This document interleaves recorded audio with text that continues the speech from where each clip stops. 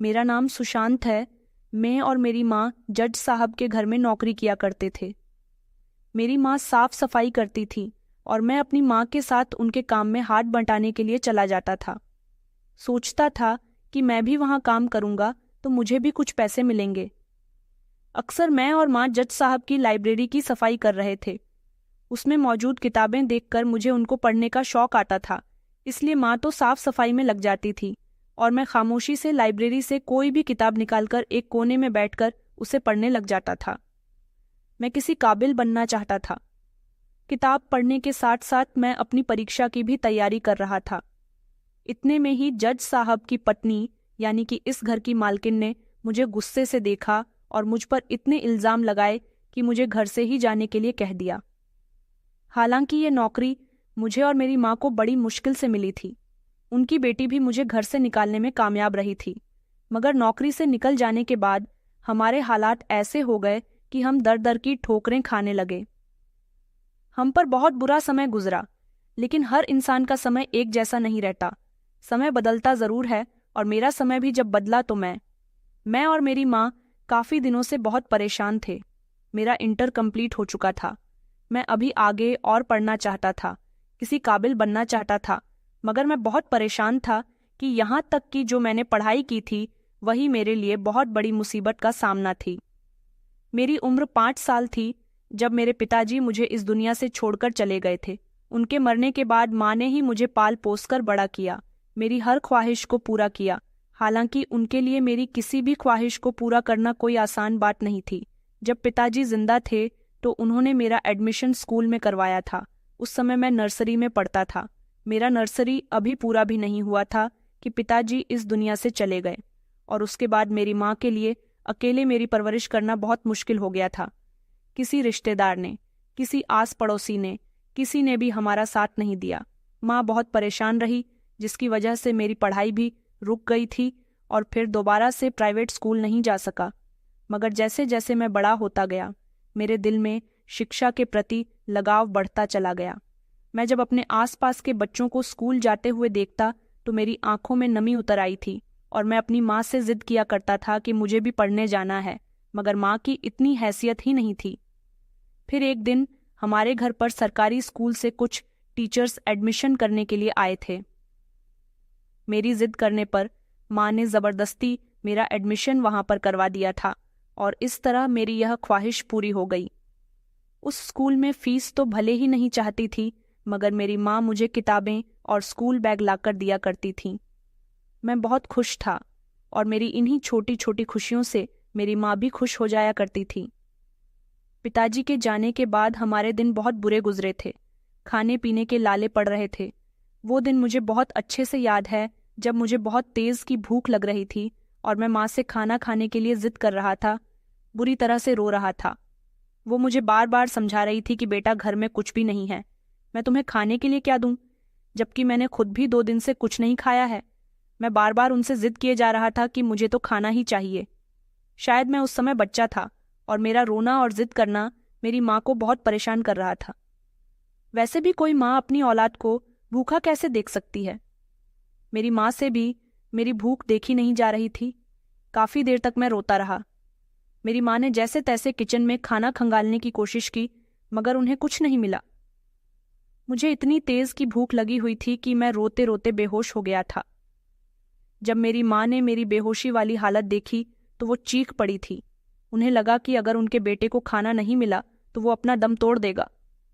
मेरी माँ बुरी तरह से रोने लगी, चिल्लाने लगी और मजबूरन घर से निकल गई। उन्होंने लोगों के दरवाजे खटखटाया और कहा कि अगर किसी के पास खाना हो तो प्लीज दे दो, मेरा बेटा भूखा है। भूख की वजह से वो बेहोश हो गया, मगर किसी ने मेरी माँ की सदा नहीं सुनी। किसी ने मेरी माँ पर रहम नहीं खाया, किसी ने उनको खाना नहीं दिया। सब उनका मजाक बनाते रहे, सब उन्हें अपने दरवाजे से धुतकारते रहे। किसी ने कहा कि जवान हो, हटी कट्टी हो, कोई ना कोई काम कर सकती हो, लेकिन पति के मरने के बाद तो तुमने अपनी हालत ऐसी कर ली है जैसे तुम कुछ भी करने के काबिल नहीं हो। मेरी माँ उस दिन सबसे ज्यादा शर्मिंदा हुई थी। वो मेरी भूख के लिए रोते बिलखते गलियों से गुजरते हुए सड़क तक पहुंच गई थी। उन्होंने सड़क पर आते जाते लोगों से भीख मांगनी शुरू कर दी थी। लोगों के आगे हाथ जोड़कर कह रही थी कि अगर पैसे हो तो पैसे दे दो, और पैसे नहीं है तो मुझे खाना दे दो, मेरा बेटा बीमार है। भूख की वजह से वो बेहोश हो गया। लोग आ रहे थे, जा रहे थे, उन्हें नज़रअंदाज कर रहे थे। किसी ने उनके आगे 5 रुपए डाल दिए तो किसी ने 2 रुपए का सिक्का डाल दिया। मगर इतने पैसों से खाना कहाँ आ सकता था। फिर एक औरत ने मेरी माँ को पूरे 50 रुपए का नोट दिया, जिसे लेकर मेरी माँ फौरन ही खाने के होटल पर गई। उन्होंने 30 रुपए की सब्जी और 20 रुपए की रोटी ली और उसे लेकर फौरन ही वो घर पर आई। उन्होंने ग्लास में पानी लेकर मेरे चेहरे पर पानी का छिड़काव किया ताकि मैं होश में आ सकूं। जैसे ही मैं होश में आया तो मुझे बहुत कमजोरी सी महसूस हो रही थी।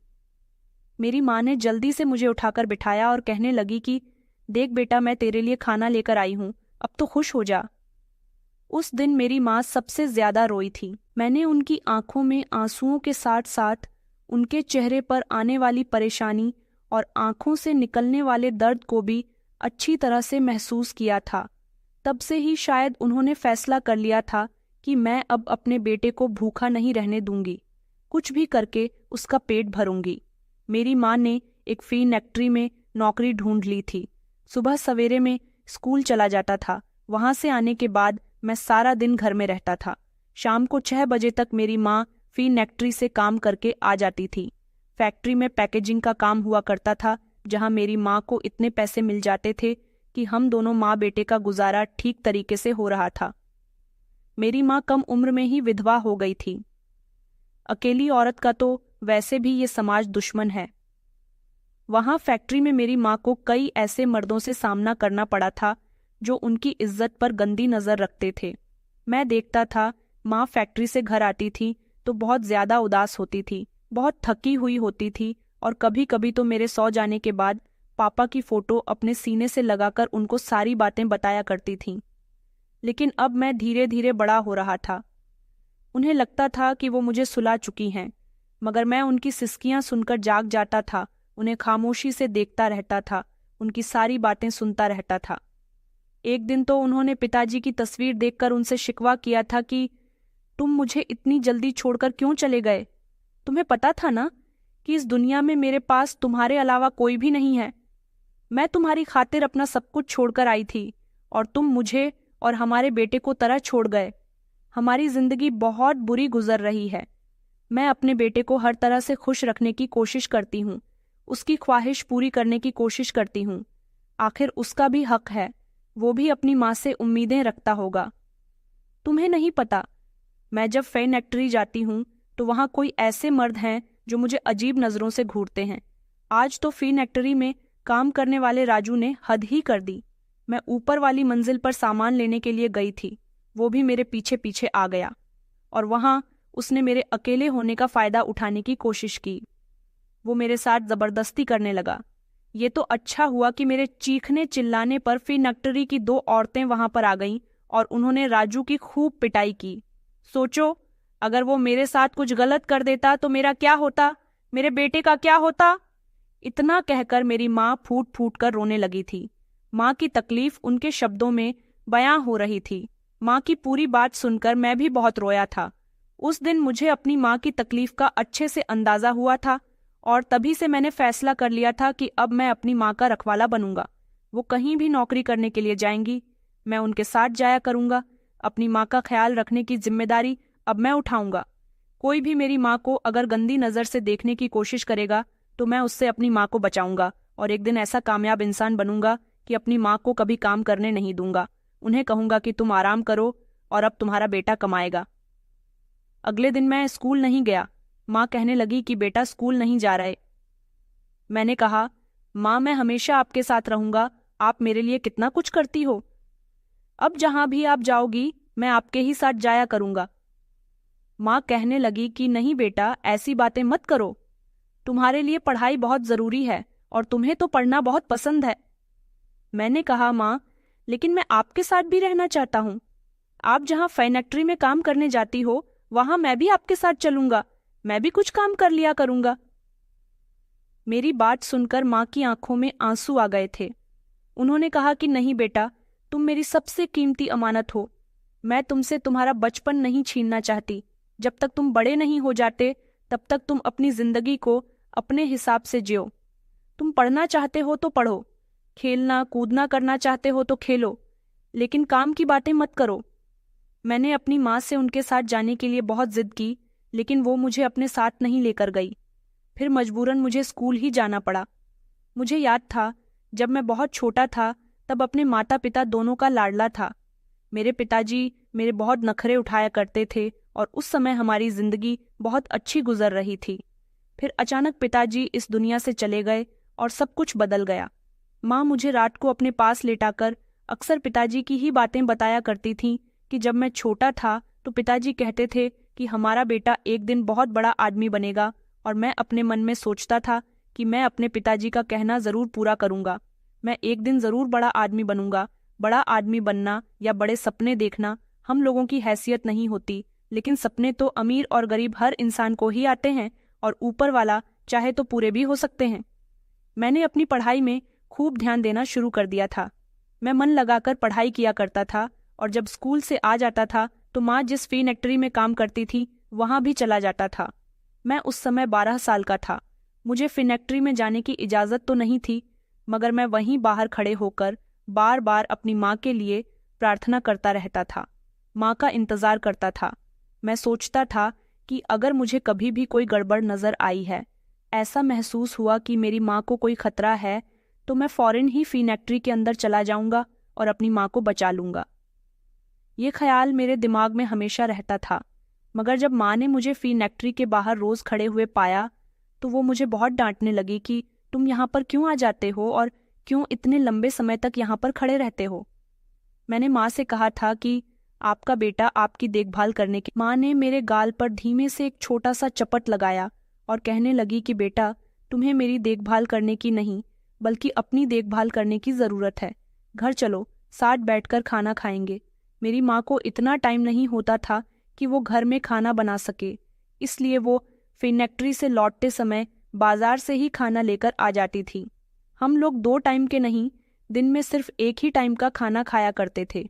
शाम के 7 बजे वही हमारा दोपहर का खाना होता था और वही हमारा रात का खाना होता था। मेरी माँ पैसे बहुत सोच समझकर खर्च करती थी, साथ ही बचत भी किया करती थी, क्योंकि जब से भूख से बिलक बिलक कर रोते हुए मैं बेहोश हुआ था तब से ही मेरी माँ ने सोच लिया था कि वो अब दोबारा से अपने बेटे को ऐसे बिलकते हुए नहीं देखेंगी। वक्त गुजरता रहा और मैं इसी तरह से सरकारी स्कूल में पढ़ता रहा। कई साल गुजर गए थे। हम दोनों माँ बेटे एक दूसरे का सहारा थे। हमारी जिंदगी में बहुत सारे उतार चढ़ाव आए, मगर मैं और मेरी माँ एक दूसरे के साथ थे। हम दोनों हर मुश्किल को झेल गए और मेरी आंखों में वही कुछ कर दिखाने का सपना था। मेरी शिक्षा भी जारी थी। अब मैं 10वीं कक्षा में आ गया था। 8वीं कक्षा पूरी हो जाने के बाद मेरी माँ ने मेरा एडमिशन अच्छे स्कूल में करवा दिया था, जहाँ से मैंने 9वीं और 10वीं कक्षा पास कर ली थी। मगर अब मेरी माँ को फैक्ट्री से निकाल दिया गया था, क्योंकि वहाँ बहुत सारे ऐसे नए वर्कर्स आ गए थे जो तेज़ी से काम कर रहे थे। इसलिए पुराने वर्कर्स का काम मालिक को पसंद नहीं आ रहा था। मेरी माँ को नौकरी छूटने का बहुत अफसोस हुआ था। उन्हें यही फिक्र थी कि अब हमारा गुजारा कैसे होगा, मगर मेरी माँ को कुछ न कुछ तो करना ही था, इसलिए उन्होंने लोगों के घरों में काम पर जाना शुरू कर दिया। वो मेरी तरफ देखती थी और कहती थी कि अगर तुम्हारे पिता का सपना अधूरा रह गया तो मैं उसे पूरा करूंगी। बेटा, मैं तुम्हें किसी काबिल ज़रूर बनाऊंगी। मैं अपनी माँ को देखकर मुस्कुराया करता था और अपने दिल में भी यही सोचता था कि मैं भी खुद को कामयाब बनाने में खूब मेहनत करूंगा। मेरी माँ सुबह को नाश्ता किए बिना ही कपड़े बदलकर काम करने के लिए चली जाती थी, क्योंकि जिस घर में उन्हें काम मिला था वहाँ उन्हें सुबह 7 बजे जाकर उन लोगों के घर का नाश्ता बनाना पड़ता था। लोगों के काम 7 बजे शुरू होता था। करने के चक्कर में मेरी माँ अपने कामों को और अपनी सेहत को भूल गई थी। शाम को मेरी माँ जब घर वापस आती तो उनके हाथों पर छाले होते थे, लेकिन चेहरे पर मुस्कुराहट होती थी, क्योंकि वो मुझे देखकर हिम्मत पकड़ती थी। फिर उन्हें कुछ समय के बाद एक बड़े घर में काम मिल गया था, जो कि शहर के एक बहुत बड़े जज थे। बहुत ही अमीर आदमी थे। उनका घर भी महल की जैसा था। माँ को खुशी हुई थी कि यहाँ से उन्हें ज़्यादा पैसे मिलेंगे, क्योंकि बाकी घरों से उन्हें इतने पैसे नहीं मिलते थे। जज साहब के घर की दीवारें कीमती थीं, तस्वीरों से भरी हुई थी। फर्नीचर इतना महंगा था कि मैं उसे देखकर हैरान होता था। उनके घर में लाइब्रेरी भी बनी हुई थी। जज साहब के घर में मैं भी माँ के साथ काम में हाथ बंटाने के लिए उनके साथ चला गया था, क्योंकि अब मेरी माँ काफ़ी दिनों से हिम्मत हार चुकी थी। उनकी तबीयत भी ठीक नहीं चल रही थी। मैं हफ्ते में 4 दिन स्कूल जाया करता था और बाकी के 3 दिन माँ के साथ जज साहब के घर में आ जाया करता था। उन लोगों को भी इस बात से कोई ऐतराज़ नहीं था कि मैं उनके साथ क्यों आता हूँ। मेरी माँ की जज साहब से बात हो गई थी। उन्होंने कहा था कि तुम्हारा बेटा जो काम किया करेगा उसके हिस्से के पैसे हम उसे दे दिया करेंगे। माँ कहने लगी कि बेटा, तुम्हें जो पैसे मिला करे वो तुम अपनी पढ़ाई पर लगा लिया करो। मैं खुश हो गया था कि चलो, मेरे पास भी पैसे आने का कोई बंदोबस्त हो गया था। उनके घर में एक बहुत बड़ी लाइब्रेरी थी जिसमें हर तरह की किताबें मौजूद थीं। मेरी माँ वहाँ झाड़ू बर्तन किया करती थी, कपड़े भी धोया करती थी और खाना भी बनाया करती थी। मैं बाहर के काम किया करता था। खाना बनाने में जिस चीज़ की ज़रूरत पड़ती, मैं वो चीज़ फ़ौरन बाजार से लाकर दे दिया करता था।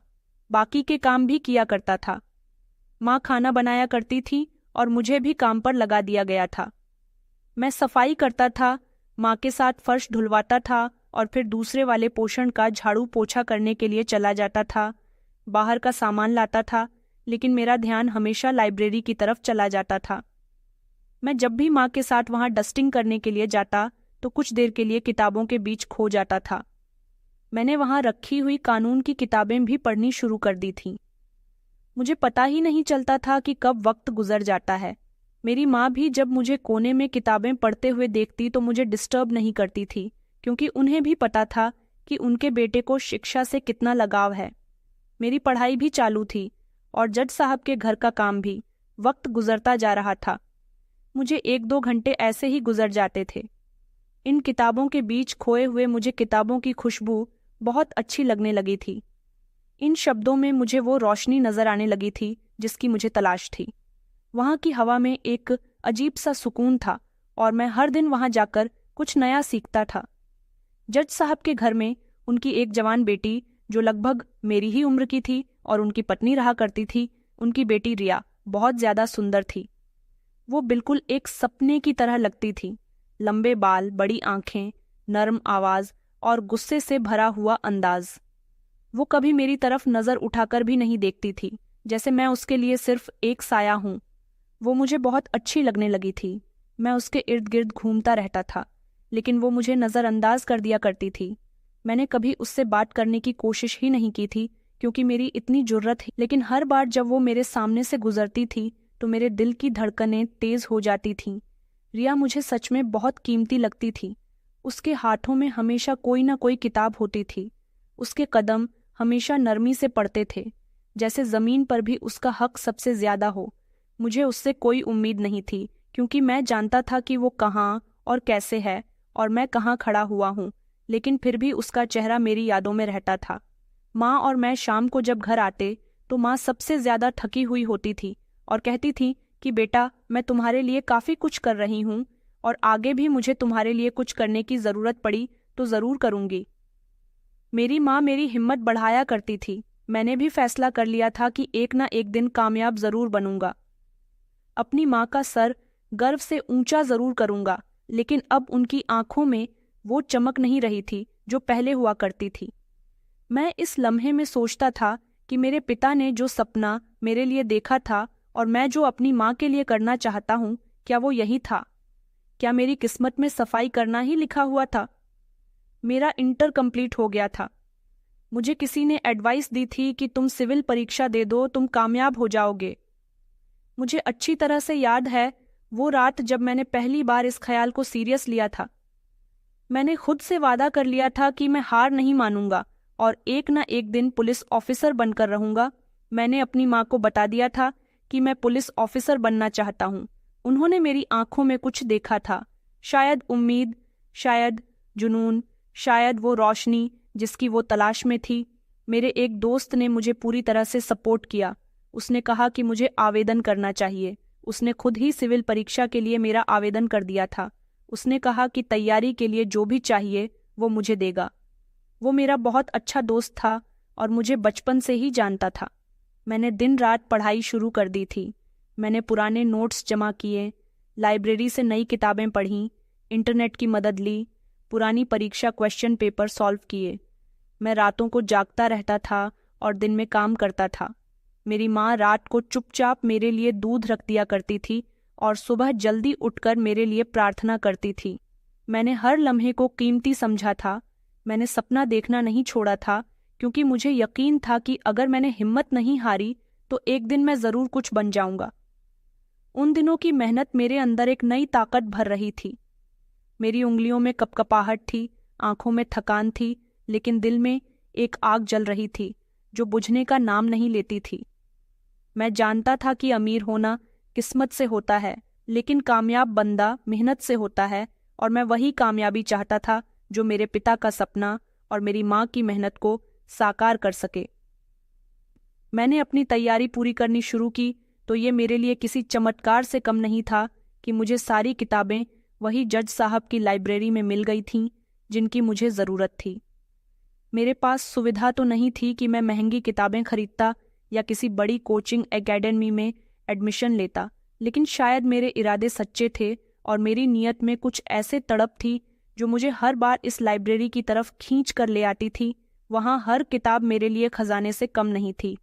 मैं रोज की तरह सफाई करते करते जब लाइब्रेरी में दाखिल होता तो मेरी आंखें इन किताबों पर जा टिकती थीं जिनमें कानून के उसूल दर्ज होते थे।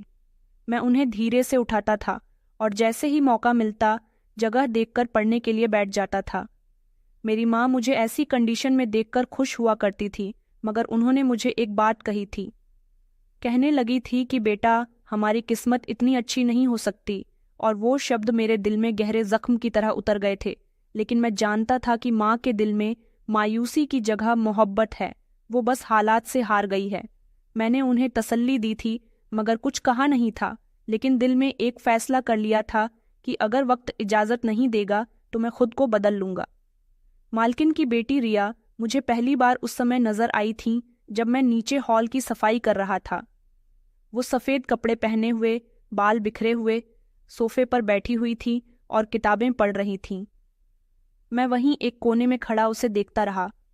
उसकी आंखों में एक अलग ही चमक थी, जैसे रोशनी भी उसके सामने धीमी पड़ जाए।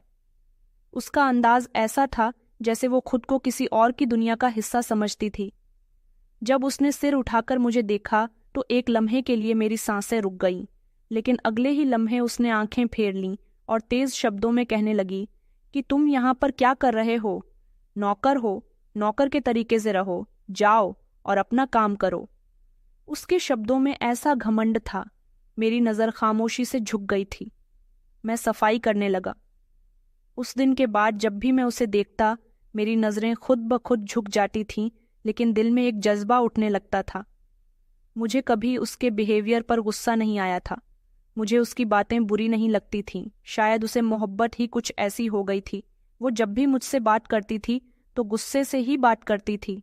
कहती थी कि तुम लोग सिर्फ काम करने के लिए ही बने हो। कभी कहती थी कि तुम्हारे जैसे लोग सपने देखते हुए अच्छे नहीं लगते, और कभी ऐसे ही बेदिली से मुझे आवाज़ लगाकर कोई चीज़ मंगवाने का हुक्म दिया करती थी। लेकिन मैं हर बार खामोशी से उसका हर काम कर देता था, क्योंकि मुझे उसकी आवाज़ सुनना अच्छा लगता था। एक बार वो गार्डन में बैठी चाय पी रही थी और मैं झाड़ू लगा रहा था। वो बार बार मुझे घूर रही थी। फिर अचानक कहने लगी कि तुम कब तक यह काम करते रहोगे? मैंने कहा कि जब तक हालात इजाज़त देंगे। तो वो हंसने लगी और कहने लगी कि सपने मत देखा करो, तुम जैसे लोग सपने नहीं देखा करते।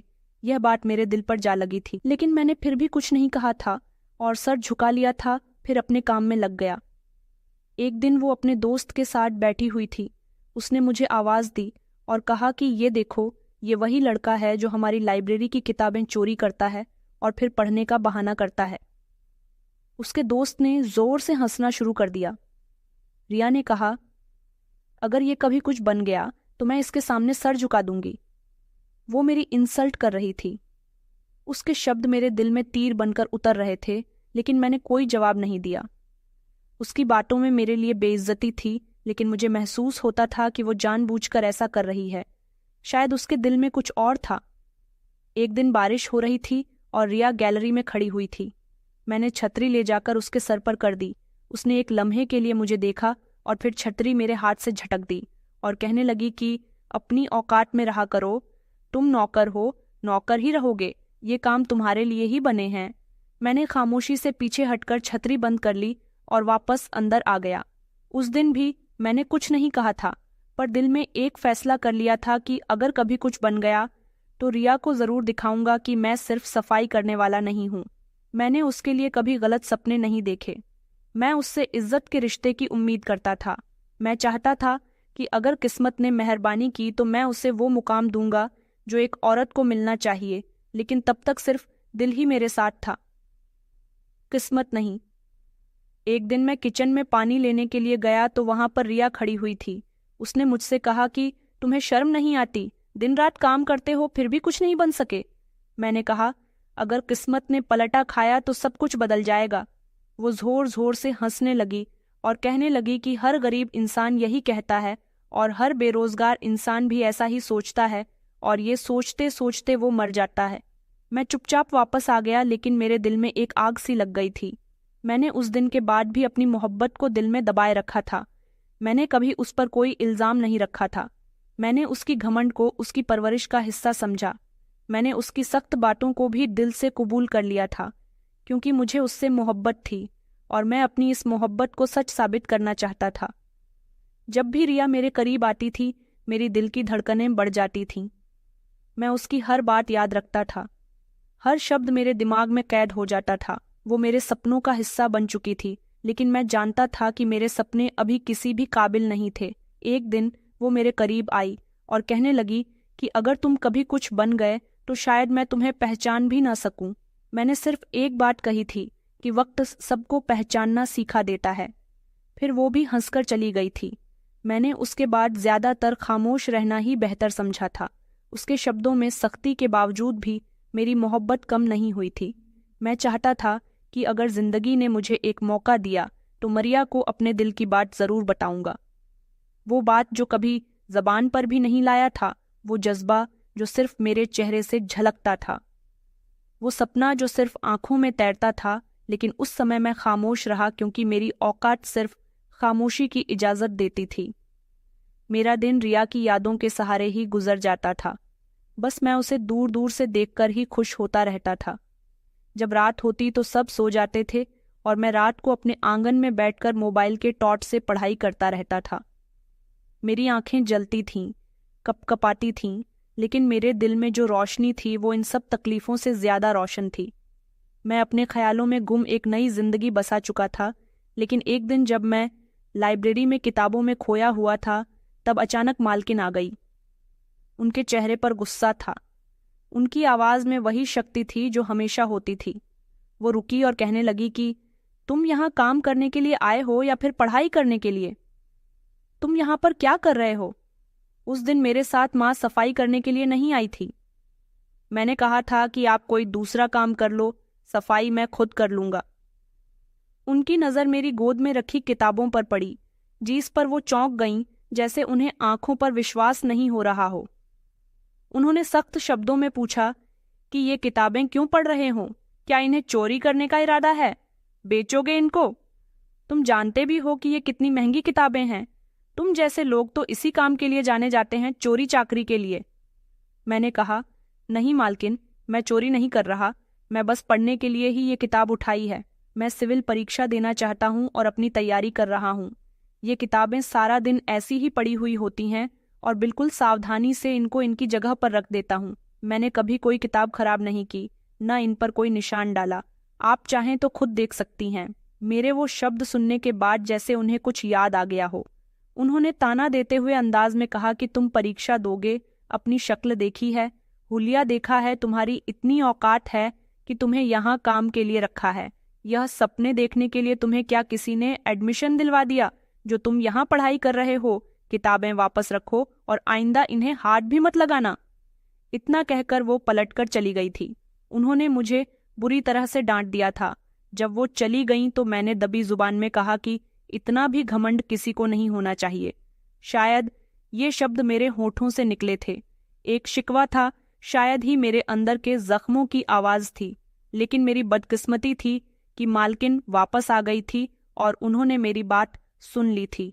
वो इस बार पहले से ज्यादा गुस्से में थीं। उन्होंने चीख कर कहा कि तुम ना सिर्फ बदतमीज हो बल्कि नमक हराम भी हो। तुम जैसे लोग कभी कामयाब नहीं हो सकते, तुम हमेशा गरीब ही रहोगे। मैं अब तुम्हें यहाँ 1 मिनट भी नहीं रुकने दूंगी। मैं तुम्हें और तुम्हारी माँ को अभी और इसी समय नौकरी से निकालती हूँ। चलो जाओ तुम दोनों यहाँ से, यहाँ काम करने के लायक नहीं रहे। मैंने कुछ कहने की कोशिश की, लेकिन उनके चेहरे पर कोई रहम नहीं था। मेरी माँ जो बाहर काम कर रही थी, वो जब अंदर आई तो मैंने उन्हें सारी बात बताई। वो ये सुनकर घबरा गई और परेशान हो गई और रोते हुए कहने लगी कि बेटा, तुमने ऐसा भी क्या कर दिया कि उन्होंने हमें नौकरी से ही निकाल दिया। अब हम कहाँ जाएंगे, कहाँ काम करेंगे? यहाँ तो हमें पैसे भी ठीक ठाक मिलते हैं। अब पता नहीं हमें कौन काम देगा। मैंने उन्हें तसल्ली देने की कोशिश की, लेकिन मेरी आंखों में भी आंसू थे, क्योंकि इस बार मैं सिर्फ नौकरी नहीं हारा था, मैंने वो जंग खो दी थी जहां मैंने उम्मीद पालनी सीखी थी। मेरी माँ के आंसू मेरे दिल पर तीर चला रहे थे, लेकिन मैंने उन्हें संभालना और कहा कि हम कुछ न कुछ कर लेंगे। मैं उन्हें लेकर इस अमीरी के महल से निकल गया था और गरीबी के एक और अंधेरे में दाखिल हो गया था। हमें एक छोटे से घर में काम मिल गया था, जो पहले से ज्यादा मुश्किल था। वहां काम के बदले खाने को कुछ मिल जाता था। यहाँ तो कोई सुकून नहीं था। यहाँ पैसे कम और काम बहुत ज्यादा थे, और यहाँ रहकर तो मुझे 1 मिनट पढ़ाई करने के लिए भी नहीं मिलता था। रात को थकान से शरीर चूर हो जाता था। मेरी माँ पहले से ज्यादा कमजोर हो गई थी, लेकिन वो फिर भी काम पर जाती थी, क्योंकि हमारे पास कोई दूसरा रास्ता नहीं था। मैंने अब तक जो पढ़ाई की थी, जो कानून की किताबों से हासिल किया था, वो मेरे दिमाग के किसी कोने में दबा रह गया था, जैसे किसी ने वो दरवाज़ा बंद कर दिया हो जिससे उम्मीद की रोशनी आती है। जब भी मेरी माँ की आंख खुलती और मैं छत की तरफ देखता तो मुझे ऐसा लगता था जैसे मेरे सपने मर गए हैं, जैसे मैं वहीं हो चुका हूँ। इसके बारे में मालकिन ने कहा था। मैंने सिविल सेवा की परीक्षा के बारे में सोचना ही छोड़ दिया था। मेरे अंदर वो चिंगारी जैसे बुझने लगी थी। मुझे अपनी ऊपर शक होने लगा था। मैं हर उस लम्हे को कोसता जब मैंने खुद से वादा किया था, लेकिन फिर भी दिल के किसी कोने में एक हल्की सी रोशनी बाकी थी, जो पूरी तरह से बुझी नहीं थी। शायद ये मेरी माँ की प्रार्थनाओं का असर था। जो सब कुछ मैंने लाइब्रेरी की किताबों से पढ़ा था, वो सब मेरे दिमाग में कहीं ना कहीं मौजूद था, लेकिन हालात ने मुझे इस कदर जकड़ लिया था कि मैं उन्हें आवाज़ नहीं दे सकता था। मैं चुप था, खामोशी से बिखरा हुआ था, लेकिन कहीं न कहीं मेरे अंदर वो लड़ाई जा रही थी जो शायद एक दिन फिर से जाग जाएगी। वक्त गुजरता गया। एक ऐसा लम्हा सामने आया जिसके बारे में मैंने कभी सोचा भी नहीं था, और फिर पूरे 5 साल गुजर चुके थे। मैंने अपना सब कुछ दांव पर लगा दिया था। वहीं 5 साल जिनमें हर दिन मैंने मेहनत की थी, मेरे आंसू थे, कुर्बानी थी, खामोशी थी, सब्र था, प्रार्थना थी, और यकीन का एक ऐसा लावा था जो बुझने का नाम नहीं ले रहा था। मेरी माँ ने मेरी पढ़ाई के लिए वो घर तक बेच दिया था जिसमें हम रहते थे। हमारा लगभग सब कुछ बर्बाद हो चुका था।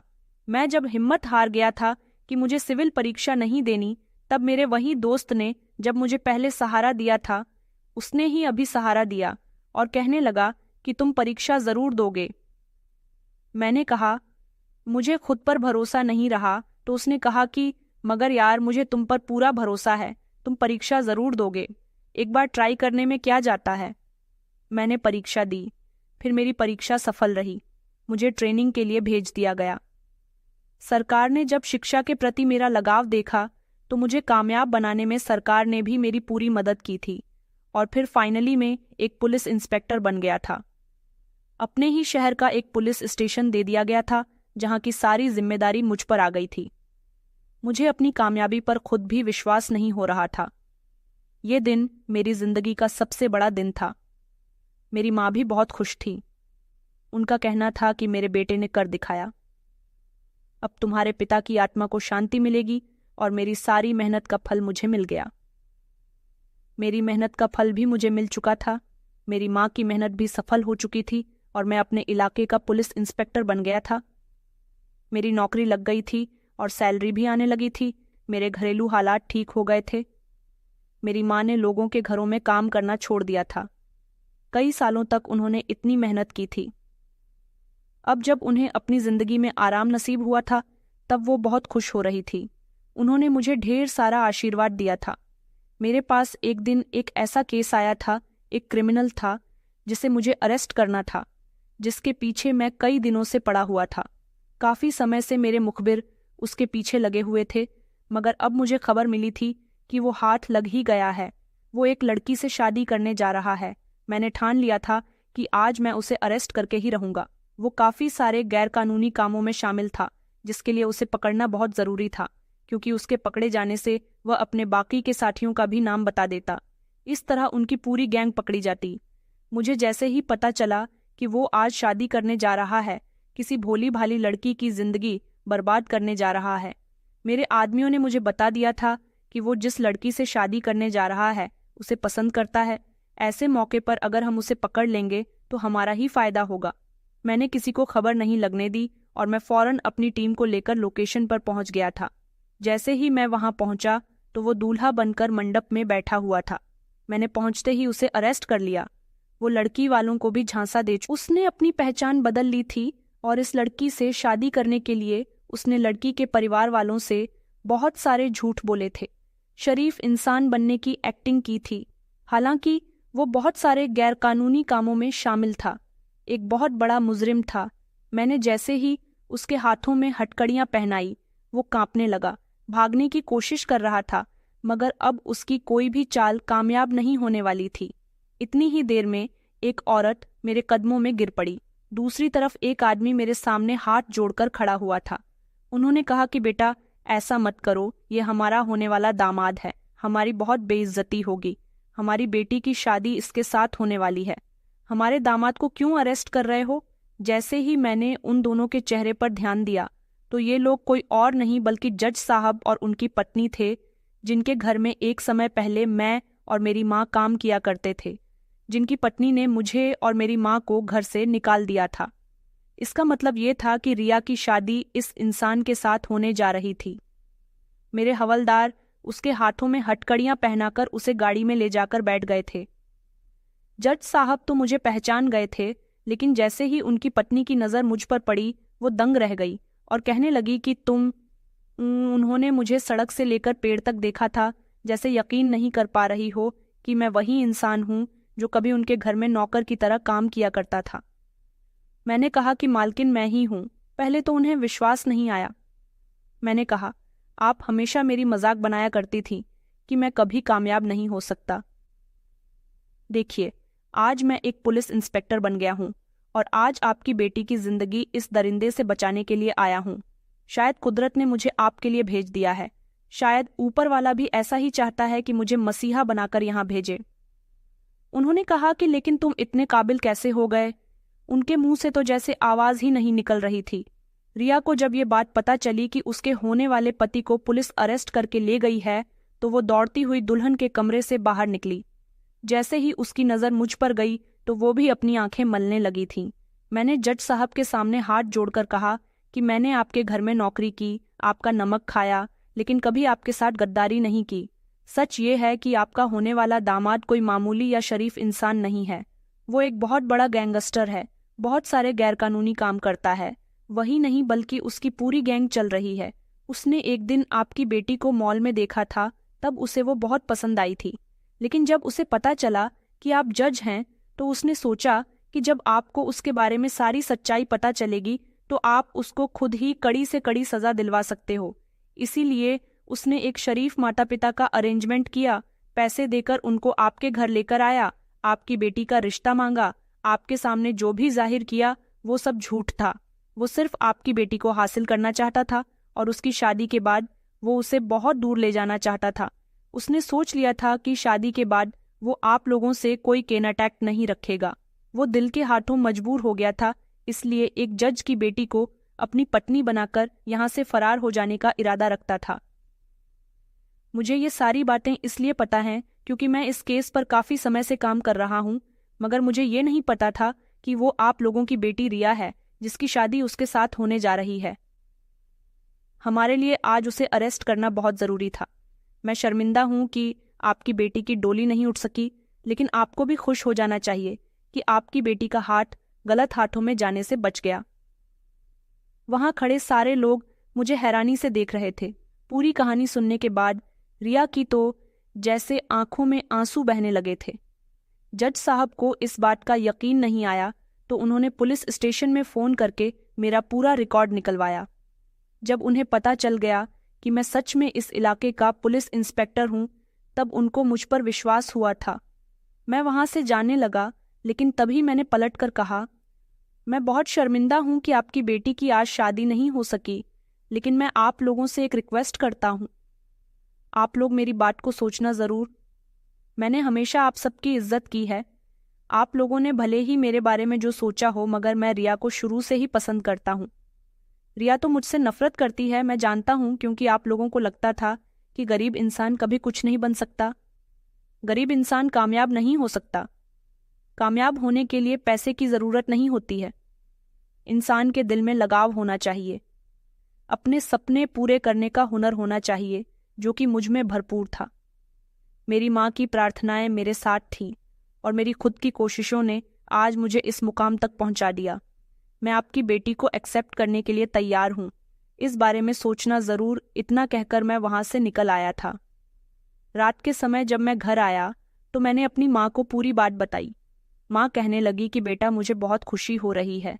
आज तुम इस काबिल हो गए हो कि जो लोग कल हमें बुरा कहा करते थे, आज तुमने उन सबके मुंह पर तमाचे मारे हैं। मुझे तुम पर बहुत गर्व है मेरे बेटे। तुमने हमारी पूरी तकदीर को बदल कर रख दिया। मैंने अपनी माँ के हाथों को चूमा और कहा कि माँ, ये सब कुछ आपकी मेहनत का नतीजा है।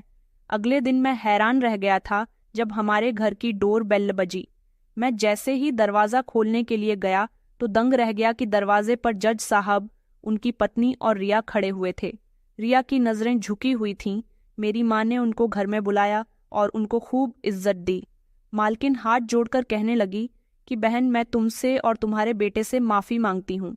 तुम्हारे बेटे ने हम पर बहुत उपकार किया कि हमारी बेटी को एक ऐसे इंसान के पास जाने से रोक लिया जो उसकी ज़िंदगी बर्बाद कर सकता था। रिया भी मुझसे बहुत शर्मिंदा हो रही थी। उसने कहा कि याद है सुशांत, मैंने तुमसे एक दिन कहा था कि जिस दिन तुम कुछ बन गए तो मैं अपनी नज़रें झुका लूँगी, और देखो आज मेरी नज़रें झुकी हुई हैं। उसने हाथ जोड़ते हुए कहा कि मुझे माफ़ कर दो, मैं कभी तुम्हें समझ नहीं सकी। मैंने कहा ठीक है, मैंने आप सब लोगों को माफ़ कर दिया, मगर ये याद रखना कि कोई भी इंसान छोटा या बड़ा नहीं होता। हर इंसान के दिल में कुछ कर दिखाने की लगन होती है, तो वो अपने सपनों को पूरा करके ही रहता है। इस सब के लिए इंसान का अमीर होना ज़रूरी नहीं होता। जज साहब भी बहुत शर्मिंदा थे। उन्होंने कहा कि मैं इसीलिए यहाँ पर आया हूँ क्योंकि मैंने कल के तुम्हारी कही हुई बात पर यकीन किया कि तुम मेरी बेटी को पसंद करते हो। मैं यहाँ तुम्हारे अपनी बेटी से रिश्ते की बात करने के लिए आया हूँ। उनकी बात सुनकर मैं बहुत होश हुआ था। एक समय में जो लड़की हमेशा घमंडी हुआ करती थी, आज उससे ज़्यादा नरम कोई नहीं लग रहा था। वह अपनी गलतियों पर बहुत शर्मिंदा थी और उसने कहा था कि आइंदा वो किसी गरीब के साथ ऐसा बिहेव नहीं करेगी। मालकिन का भी कुछ यही हाल था। मेरी शादी रिया के साथ हो गई। मेरे घर की गरीबी भी दूर हो गई और मेरे सपने भी सारे पूरे हो गए। बस मुझे अपनी ज़िंदगी में अब और कुछ नहीं चाहिए था। मैं अपनी पत्नी के साथ खुश हूँ और एक खुशहाल ज़िंदगी गुजार रहा हूँ। आप लोगों से यही रिक्वेस्ट करना चाहता हूँ कि गरीब इंसान भी दिल रखता है। अगर उसकी आंखों में सपना है तो ज़रूरी नहीं कि वो अपनी मेहनत से अपने सपने पूरे नहीं कर सकता। उसे भी जीने का हक है। गरीब इंसान भी जब जन्म लेता है तो उसकी आंखों में ढेर सारे सपने होते हैं। कुछ ऐसे अमीर लोग जो बार बार उनका कॉन्फिडेंस तोड़ देते हैं, ये कहकर कि तुम गरीब हो। गरीब इंसान ऊपर से ही गरीब बनकर नहीं आता, उसे दुनिया वाले ही गरीब बना देते हैं। तो दोस्तों, कहानी कैसी लगी कमेंट में ज़रूर बताएं। वीडियो अच्छी लगी तो इसे लाइक करें और हमारे चैनल को सब्सक्राइब करना ना भूलें।